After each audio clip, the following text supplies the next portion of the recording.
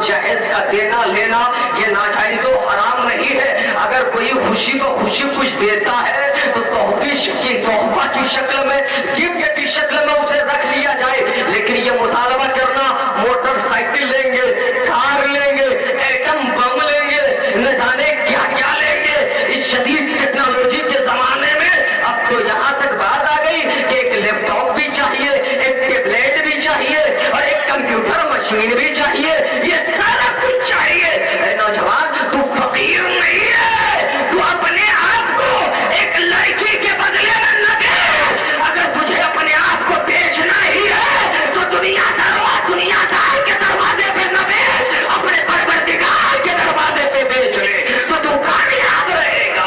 تیرے گھر میں دولت آ جائے گی. اگر تو امیر نہیں ہے اور تیری قسمت میں امیری نہیں ہے تو کسی کا کچھ لینے سے امیری نہیں آنے والی. کسی کے ہاتھ سے کچھ مانگ کر لوگے تو دولت مند نہیں بن جاؤ گے. آپ نے نہیں دیکھا ہوگا, آپ میں مجھ سے بہت سے بڑی عمر کے لوگ بھی ہیں, علماء بیٹھے ہیں, حضرت بیٹھے ہیں, قبلہ بیٹھے ہیں. آپ نے دیکھا ایک فقیر دن بھر مانگتا پھرتا ہے, دن بھر ان کے دروازے پہ گیا, ان کے دروازے پہ گیا, نہ جانے کہاں کہاں, کریا, بستی بستی, ڈگر ڈگر, نگر نگر, چپا چپا, گلی گلی کی کھاد چھانتا ہوا بھیک مانگتا رہا. دست سوالی بن کر کے ہاتھ دراز کرتا رہا اور ہر جگہ مانگتا رہا. ایک دن مانگ کر لوٹ گیا. کیا اس کے بعد وہ فقیر بالکل چین کی نیند سو جاتا ہے؟ ہرگز نہیں. وہ سکون کی سانس لے پاتا ہے؟ ہرگز نہیں. وہ راحت کی نیند لے پاتا ہے؟ ہرگز نہیں. مطلب یہ ایک بے چینی رہتی ہے, ایک بے قراری رہتی ہے. پھر دوسرے دن گیا مانگنے کے لیے, مانگ کر لایا, خوب اڑایا, کھایا پیا خرچ کر دیا, خوب اڑایا, ادھر پھینکا ادھر پھینکا.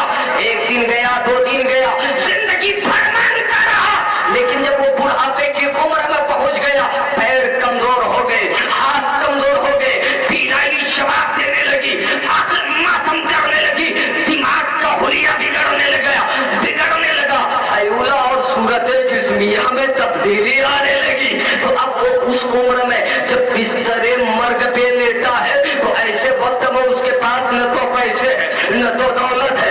اس وقت بھی لوگوں کو اکٹھا کرتا ہے اور اپنے نام پر چندہ کروانے کا انتظام کرواتا ہے کہ میرے علاج کے لیے کچھ پیسے مل جائے, میرے مداوا کرنے کے لیے کچھ رقم اکٹھا ہو جائے. مطلب یہ ہے زندگی پر بھیک مانگ کر بھی وہ امیر نہ بن سکا تو 200 سال سے بھیک مانگ کر کیسے امیر بن جائے گا؟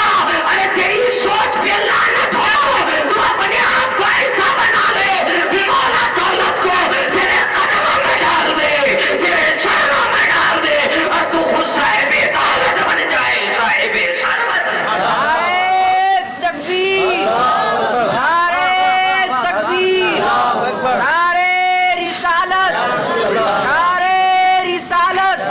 مفتی صاحب رضا محب القادری صاحب قبلہ, نعرے معاشرہ کانفرنس, نعرے تکبیر, نعرے رسالت.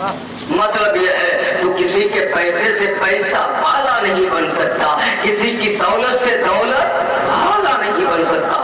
ہر ماں کی کوشش رہتی ہے, ہر باپ کوشش کرتا ہے میری اولاد کو بہتر سے بہتر دیا جائے, نذرانہ دے کر بھیجوں, گفٹ دے کر بھیجوں, انعامات دے کر بھیجوں, اکرامات کے ساتھ بھیجوں, کوئی نہیں چاہتا.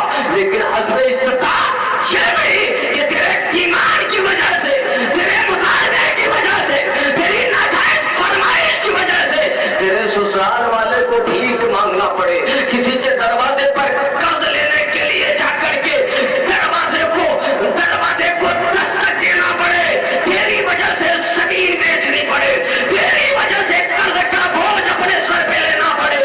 اگر تو ایسے شادی کرتا ہے تو ایسی شادی سے تجھے آرام نہیں ملے گا, تو بھی برباد ہو جائے گا, تیرا گھر بھی برباد ہو جائے گا. اگر تو گھر کو آباد کرنے کے لیے شادی کرتا ہے تو نوجوانوں جہیز مانگنے سے توبہ کرو, جہیز کا مطالبہ کرنے سے باز آ جاؤ اور رجوع کرو, اپنے خالق پر بھروسہ رکھو, اپنے آپ کو تعلیم یافتہ بناؤ, اپنے آپ کو دیندار بناؤ, اپنے آپ کو وفادار بناؤ, اپنے آپ کو شریر رنگ میں ڈھالنے کی کوشش کرو,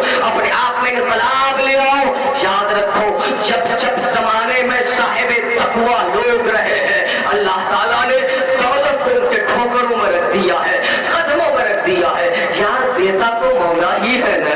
دیتا کون ہے آپ جانتے ہیں نا, اللہ ہی دیتا ہے. لیکن پیارے جب وہ خالق